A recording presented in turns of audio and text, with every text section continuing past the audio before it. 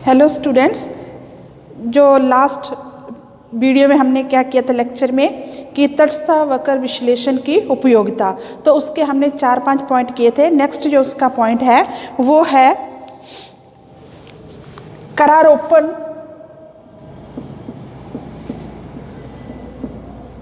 के क्षेत्र में। तो टॉपिक क्या है?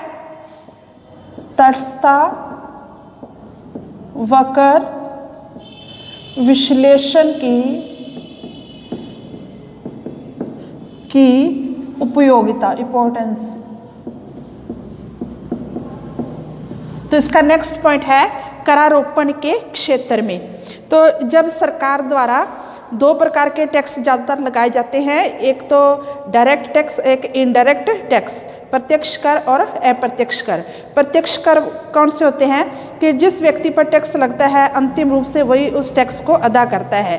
अप्रत्यक्ष कर क्या होता है कि टैक्स लगता किसी और व्यक्ति पर है परंतु इनडायरेक्ट रूप से उसका भार किसी और व्यक्ति पर पड़ता है।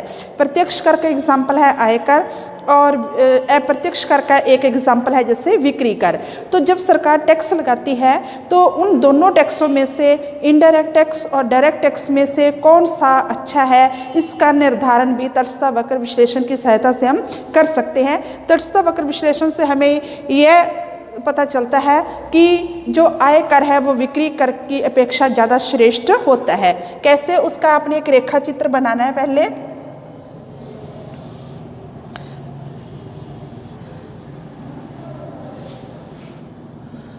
यहाँ पे एक्स वस्तु, यहाँ पे मौद्रिक आय या मौद्रिक आय। आपने एक रेखा ऐसे दूरी पे खींचनी है,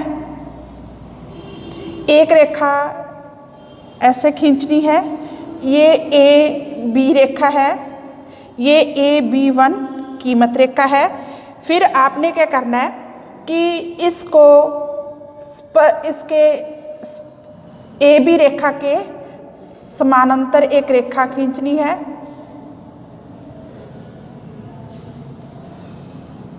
ठीक है, और यहाँ पे ये क्रॉस कर रहा है, वहाँ पे एक तटस्थ वक्र IC और एक बिल्कुल सामने यहाँ पे तटस्थ वक्र खींचना है IC1, IC2 और एक इस रेखा पे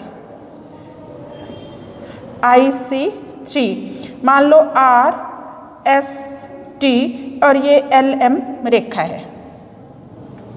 तो इसकी व्याख्या हम कैसे करेंगे कि प्रारंभिक कीमत रेखा AB है, उपभोक्ता IC के R बिंदु पर संतुलन में है, वो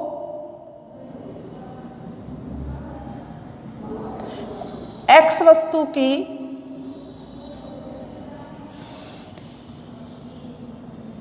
AR मात्रा खरीदता है और कितनी मुद्रा अदा करता है। यहाँ पे कोई और पॉइंट लिख देते हैं, P पॉइंट लिख देते हैं।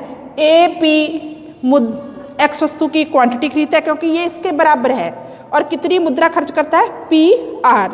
लेकिन वो जब X वस्तु पर टैक्स लग जाता है, बिक्री कर लगता है, तो उसकी कीमत टैक्स लगने से किसी वस्तु की कीमत क्या हो जाती है, बढ़ जाती है।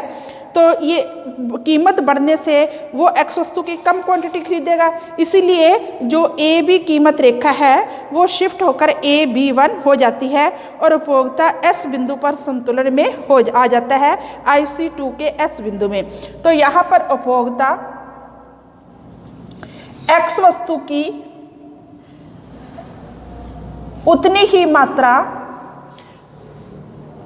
X वस्तु की AN मात्रा खरीदने के लिए पहले जितनी मुद्रा ही खर्च करता है, ये बराबर है। तो कहने का मतलब उतनी ही मुद्रा खर्च करके उससे वस्तु की कम क्वांटिटी मिलती है। पहले वो AP क्वांटिटी खरीदता था, अब AN। तो इसके और वो नीचे तटस्थ वक्र पर आ गया, तो बिक्री कर लगने से उपभोक्ता की संतुष्टि में कमी आई है। अब हम क्या करते हैं, जब इनकम में टैक्स लगेगा तो वो अपनी इनकम में से टैक्स अदा करेगा तो उसकी इनकम कम हो जाएगी। तो मैंने आपको बताया था जब कीमत कम हो आय कम हो जाती है तो AB रेखा के समानांतर बिल्कुल LM रेखा खींचेंगे। ये बताती है कि आय कर लगने से उपभोक्ता की आय कम होगी, इसलिए वो एक्स वस्तु की पहले से कम क्वांटिटी खरीद सकता है। उसकी इनकम पहले ओ ए थी, अब ओ एल रहेगी, और पहले वो ओ बी क्वांटिटी खरीद सकता था, अब ओ एम खरीदता है, और उपभोक्ता IC3 के टी बिंदु पर संतुलन में आ जाता है। तो देखो उपभोक्ता इस बिंदु की अपेक्षा ज़्यादा क्वांटिटी खरीदता है और ऊंचे तटस्थ वक्र पर पहुंच जाता है। कहने का मतलब आय कर लगने से उपभोक्ता की संतुष्टि पहले से बढ़ गई। तो निष्कर्ष रूप में हम ये कह सकते हैं कि जब उपभोक्ता पर बिक्री कर लगाया जाता है तो उसकी संतुष्टि कम हो जाती है, वो नीचे तटस्थ वक्र पर आ जाता है। लेकिन जब इनकम टैक्स लगाया जाता है तो वो ऊंचे तटस्थ वक्र पर पहुँच जाता है, उसकी संतुष्टि पहले से बढ़ जाती है। तो निष्कर्ष रूप में हम ये कहेंगे कि करारोपण के क्षेत्र में तटस्थ वक्र विश्लेषण से हमें यह पता चलता है कि बिक्री कर की अपेक्षा जो आय कर लगाना ज़्यादा बेहतर होता है। अब नेक्स्ट पॉइंट है राशनिंग के क्षेत्र में।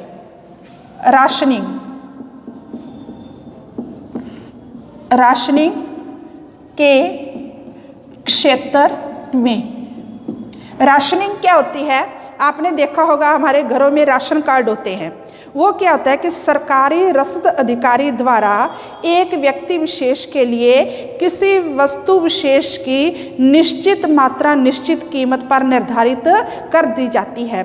जैसे मान लो एक व्यक्ति जो है वो 1 किलो चीनी ले सकता है, परिवार में 5 व्यक्ति है तो उस परिवार को 5 किलो चीनी मिलेगी और निश्चित कीमत पर, निश्चित मात्रा निश्चित कीमत पर। तो इसका हम जैसे मान लो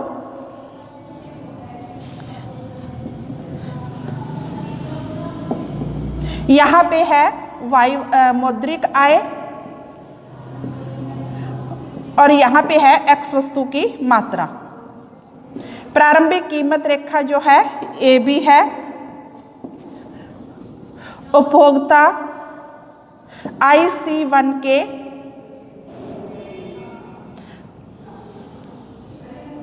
R बिंदु पर संतुलन में है और X की OX1 मात्रा खरीदता है।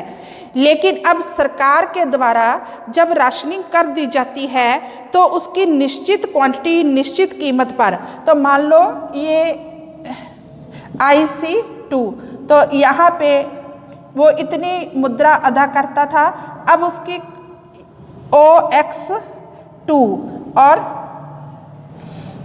S ये T, शुरू में वो ऊंचे तटस्थ वक्र पर था, लेकिन सरकार ने OX1 क्वांटिटी की जगह OX2 क्वांटिटी एक्स वस्तु की निर्धारित कर दी, तो उपभोक्ता नीचे वाले तटस्थ वक्र के S बिंदु पर संतुलन में आ गया। वो पहले से नीचे वाले तटस्थ वक्र पर आ गया, उसकी संतुष्टि कम होगी। और राशनिंग करने के पश्चात क्या है, उपभोक्ता को OX1 मात्रा वो खरीदना चाहता था, लेकिन OX2 मात्रा ही प्राप्त हो रही है। कहने का मतलब राशनिंग करने से है उपभोक्ता को पहले की अपेक्षा जो है नुकसान हुआ है।